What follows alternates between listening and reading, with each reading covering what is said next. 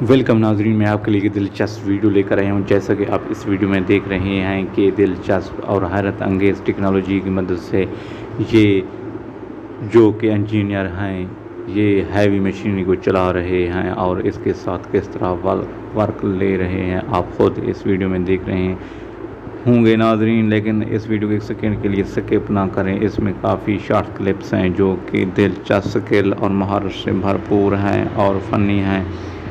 लेकिन नाजरीन एक छोटी सी गुजारिश है कि मेरे चैनल को सब्सक्राइब कर दें, लाइक कर दें, बेल आइकन को ऑल के लिए क्लिक कर दें ताकि आपको नई वीडियो नोटिफिकेशन मिलते रहें। नाजरीन हम आपके लिए इस तरह की मुनफरिद स्किल, महारत और टेक्निक से भरपूर वीडियो पेश करते रहेंगे। जैसा कि आप इस वीडियो में देख रहे हैं कि ये एक लड़का है जो ट्रेलर पर नाजरीन ये सीमेंट का मिसाला ले जा रहा है, लेकिन ये एक छोटे से रास्ते से चढ़ दौड़ता है और उसमें से जा रहा है। अगर आप ये देखें तो पहाड़ी इलाके में ये जीप रैली है और फंस चुकी है, रास्ता भी ख़राब है।